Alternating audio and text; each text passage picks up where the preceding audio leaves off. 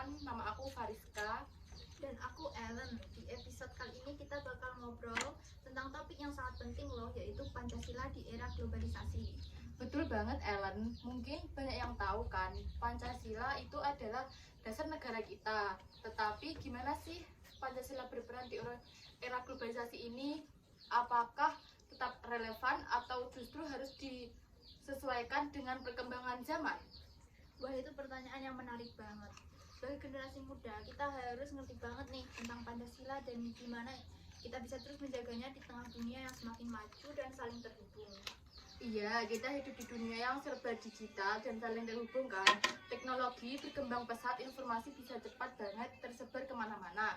Tetapi kita jangan sampai kehilangan jati diri sebagai bangsa Indonesia yang berlandaskan Pancasila. Setuju banget, Pancasila itu punya 5 yang jadi dasar kita hidup bersatu, adil dan makmur. Misalnya sila pertama, ketuhanan yang Maha Esa. Di era globalisasi ini, kita harus tetap menghargai agama dan kepercayaan masing-masing, meskipun kita tahu ada banyak agama dan budaya lain di dunia. Benar Ellen, terus ada sila kedua, kemanusiaan yang adil dan beradab. Di era globalisasi, kita harus tetap memperlakukan semua orang dengan adil dan menghargai hak-hak asasi manusia. Meskipun dunia ini semakin terbuka, kita nggak boleh lupa untuk tetap menghargai satu sama lain. Benar banget, dan jangan lupa sila ketiga, persatuan Indonesia.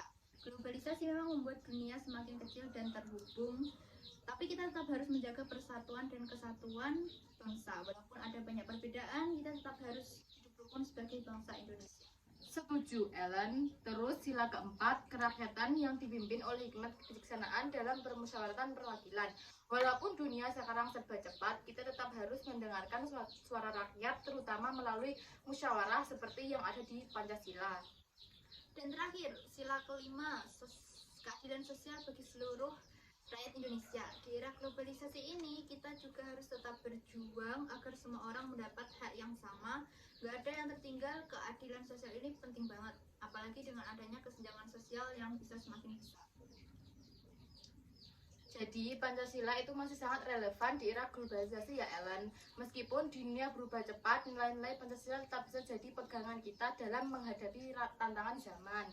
Betul, kita sebagai generasi muda harus bisa menjadikan Pancasila bukan hanya sebagai teks.